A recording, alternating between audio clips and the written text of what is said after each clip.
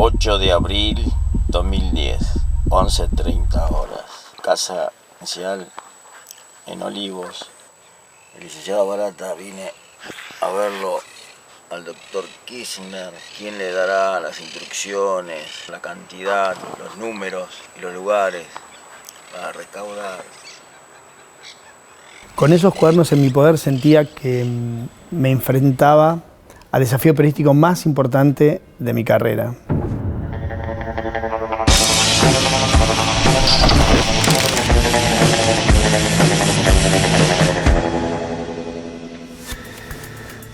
Una de las cosas que a mí me pasaba era ver así, entender, recorrer el camino de la coima, ¿no?, entre el Estado y sus proveedores, ¿no?, esa relación tan particular y siniestra que todos suponíamos, ¿no? El punto es que no había la manera de que estos muchachos responsables empiecen a rendir sus cuentas. Y esto me parece que es lo importante de esta investigación, mucho más allá de los Kirchner, ¿no? Mucho más allá de la organización, si querés, del vértice de la pirámide, que eran quienes acopiaban el dinero. Debajo de eso había todo un entramado corrupto y nosotros estábamos contando eso. El mundo empresario, el mundo de los proveedores del Estado, esa famosa patria contratista, que en la Argentina durante años hizo negocios con el Estado, estaba quedando al descubierto, ¿no? El riesgo de que se filtrara información era muy pero muy alto. Eso sí, coincidimos el primer día que vimos los cuadernos en que a partir de ese momento no íbamos a hablar más por teléfono.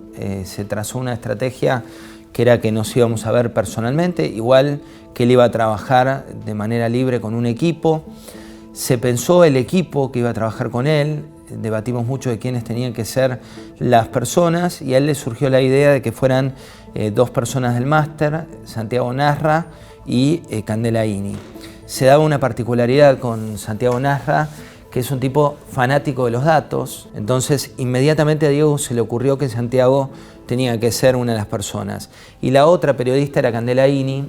Candela siempre se quiso dedicar a lo judicial, a lo político, entonces la idea de conformar el equipo con los masterandos, que cabe aclarar, son profesionales, no se trata de becarios, se trata de gente que estudió una carrera y que hizo un máster, que es el máster de la Nación, y nos cerraba por todos lados.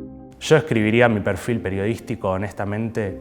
Tengo cantidad de habilidades, no soy experto en ninguna. Me encanta la tecnología a nivel aficionado, o sea, que me gusta crear cosas, construir cosas, me gusta, me hace sentir bien. Creo que las audiencias y la población merecen saber de qué están conformadas las instituciones, cómo llevan adelante sus vidas y sus tareas quienes tienen el poder, y había algo de eso que a mí siempre me convocó y bueno, por eso siempre me interesé por lo que se puede llamar trastienda judicial o trastienda política. Y los llamé y les dije, bueno, me pasó tal cosa, les mostré de qué se trataba este trabajo y les dije si estaban con ganas de echarme una mano y que iba a ser mucho trabajo y que posiblemente en horarios que no fueran los de la redacción. Fue muy impresionante, en principio, ver la pila de cuadernos y la cantidad de hojas y de registros. Sentía que era un trabajo único, la carrera de un periodista, y a su vez, y esto lo dijimos muchas veces con Diego, esto puede ser todo o puede ser nada. Para mí, recién entrando en la profesión, encontrarse con algo así es una suerte de santo grial. Diego le puso muchísimo énfasis a la importancia del silencio, a la importancia de que nadie se entere. De hecho, nos lo dijo el primer día. O sea, era fundamental la confianza. Lo principal era que no se filtre esto. Y ninguno de los dos dudó. Cada cual cumplía con sus tareas en el diario y nos íbamos a trabajar a casa. Y ahí trabajábamos en general desde las 10 de la noche hasta las 3, 4 de la mañana, hasta la hora que nos diera el tiempo, las ganas y el sueño. Y al otro día cada cual arrancaba en su rutina normal, ¿no? Eso nos generaba una protección enorme que nadie sabía, nadie preguntaba. Ese tiempo trabajé más de 15, 16 horas por día, porque en la noche me quedaba trabajando en esto y durante el día cumplía con mis tareas normales, entonces no despertaba ninguna sospecha a nadie. Decidimos armar una base de datos que la armó Santiago, entonces íbamos transcribiendo cada uno de esos famosos registros y en diferentes columnas íbamos poniendo, por ejemplo, la fecha, el horario, el lugar de origen, el lugar de destino, los personajes involucrados, las direcciones, los autos, los montos, y al final estaba el texto transcripto tal cual, ¿no? Por otro lado, había otra parte, que era ir chequeando esa información. ¿Cómo hacíamos? Bueno, había una cantidad de registros, la gran mayoría tienen algún dato que se puede chequear, ¿no? No solamente los que era el día y la hora y el lugar donde pagaba una coima, sino había otra cantidad de registros que nosotros podíamos tratar de verificar para ver si esos registros eran verdaderos, ¿no?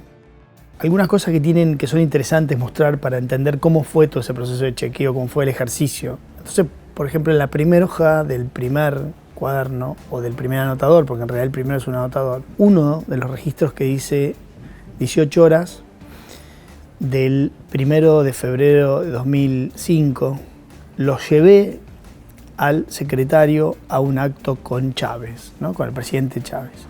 Y después anota los kilómetros que tenía el auto al inicio de ese recorrido y los kilómetros que tenía después, ¿no? Por lo tanto, para cobrar ese trayecto. Entonces, yo voy al archivo del diario a ver si ese 1 de febrero hubo un acto con Chávez y efectivamente estuvo el presidente Chávez y el presidente Kirchner y obviamente todo el Ministerio de Planificación Federal. O sea, yo podría suponer que Barata efectivamente estuvo ahí. Y a su vez, digo, bueno, la hora, ¿no? Tendría que chequear la hora, a ver a qué hora estuvo. Y casualmente en esa crónica que está hecha de ese día cuenta los funcionarios y gran parte de las organizaciones sociales que habían estado convocadas a ese acto llegaron a las 18 horas, hora finalmente en la que se llevó a cargo el acto, ¿no? Como ese se pueden recorrer decenas, centenares de miles, que fue lo que hicimos, ¿no? Centeno decía, fui de un lugar a otro 15 kilómetros y anotaba y chequeábamos si efectivamente ahí había 15 kilómetros. Buscamos, por ejemplo, la base de datos de entradas de autos a la Quinta de Olivos, o si ese auto estaba ingresado ese día a Olivos. Después empezamos a chequear todos los registros de los autos. Una de las cosas más pornográficas eran los montos.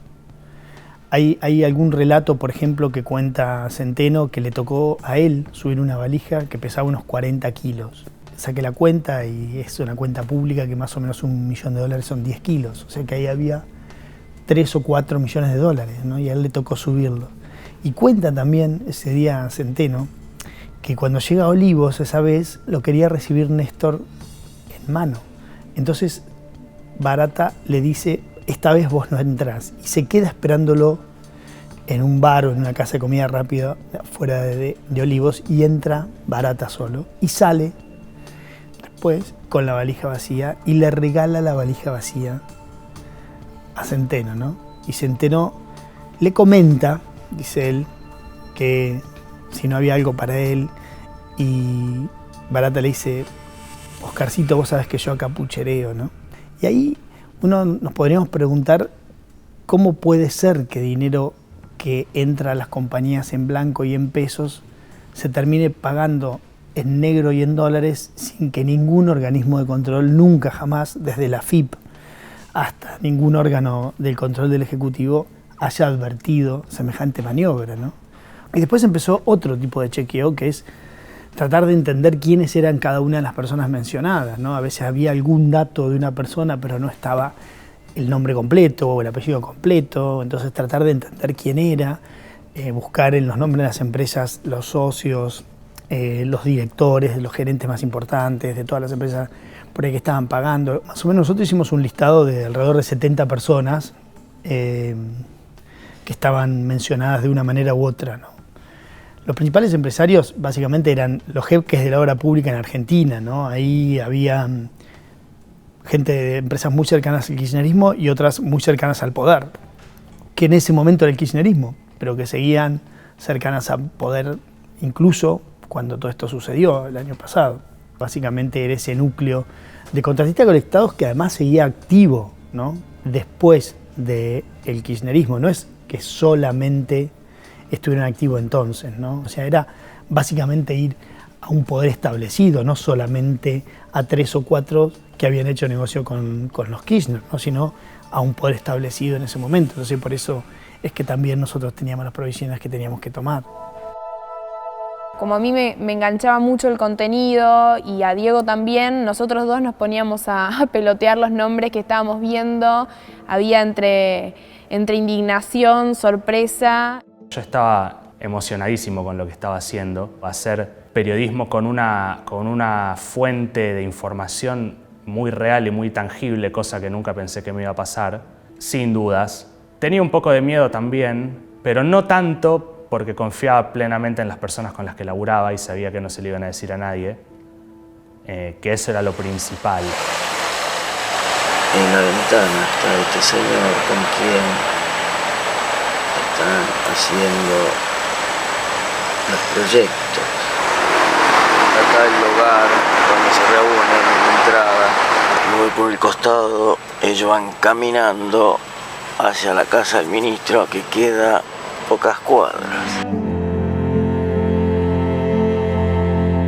A Diego lo describiría como un lobo, si querés. No soy el único que lo ha descrito así, pero es lo más exacto.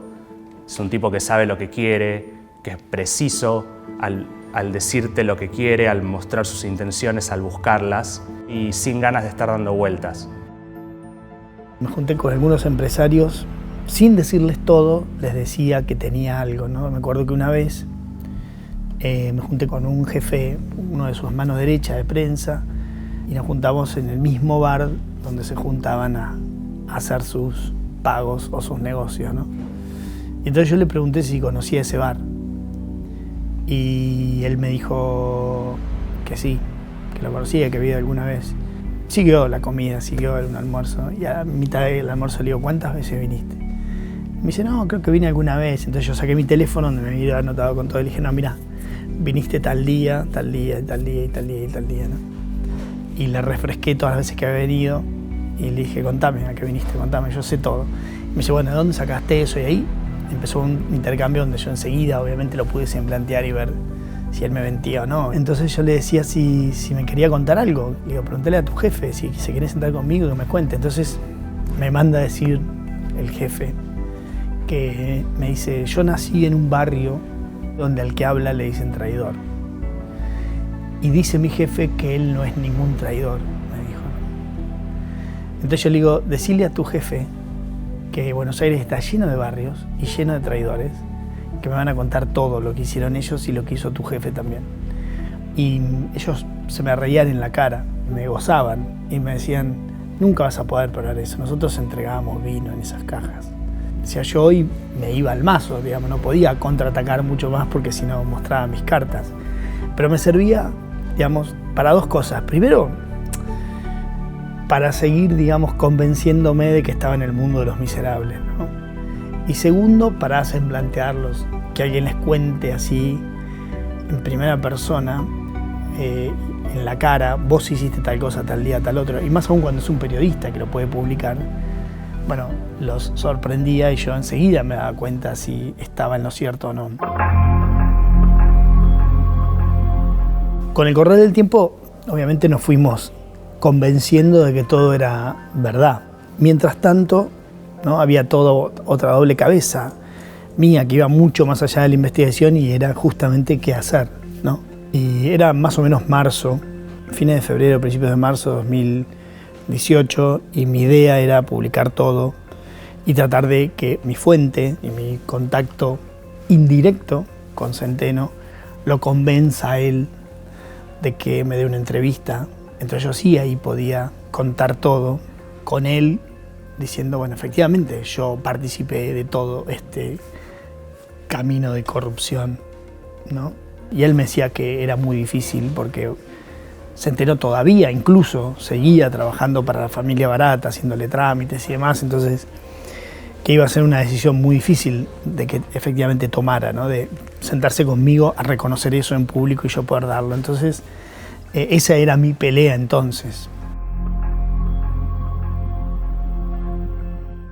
Sin embargo, hubo un momento donde todo cambia.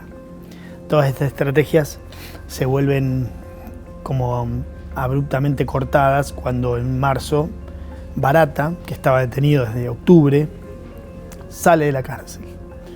Entonces en ese momento es como un quiebre, quizás el momento más duro para mí, porque hasta ese momento yo trabajaba con los cuadernos originales, en casa, con la sensación de que nadie tenía nada, o tomamos la decisión de que los cuadernos no salgan de casa, y yo estaba tranquilo. Pero en ese momento, Centeno, que era un hombre que seguía trabajando para el entorno de la familia, le pide a mi vecino que le devuelva los cuadernos. Y una certeza que tuve es que entendí que mi vecino nunca iba a convencer a Centeno de que él reconozca conmigo la autoría de esos cuadernos. Y la segunda certeza que tuve es que efectivamente Centeno tenía esos cuadernos para intentarle sacar un provecho económico, pues si no, ¿para qué los quería en ese momento? Los hubiese dejado al resguardo. Ahí es donde empecé a pensar en que tenía que tomar otro camino, que ya el que había trazado ya no servía demasiado. Todos me preguntan, ¿no? ¿Por qué no hiciste fotocopias certificadas? ¿O por qué no te quedaste con uno? Y yo, digamos, podía haber hecho cualquiera de esas cosas, fueron cosas de las que pensé. ¿Por qué no hice fotocopias certificadas, por ejemplo? Bueno, porque ¿qué hubiese certificado? Solamente que eran veraces respecto del original. Ahora, respecto de la veracidad de los hechos ahí relatados, no podía legalizar nada, o sea, no me iba a servir de nadie. Además, la verdad es que no confiaba tampoco en dejarle 1000 copias a alguien llena de información que podía venderse también. Toda esa información podría haber generado negocios de una cantidad de gente que iba a golpearle las puertas a los empresarios que estaban ahí mencionados. Entonces, para mí era muy difícil confiar en alguien. La toma de decisiones tuvo que ver con mi instinto, ¿no? Y en ese momento tomé todas las previsiones, sacamos copias en alta definición, que son las que todo el mundo vio, y se los devolví. Fue para mí un dolor enorme y me fui. Y ahí estaba como en una profunda depresión porque no sabía muy bien qué íbamos a hacer. Fueron 8 meses de una investigación que no podía ser pública. Yo era apenas el mensajero de esa historia. El problema que sentía era que muchas veces cuando se hace pública, matar al mensajero es lo más fácil.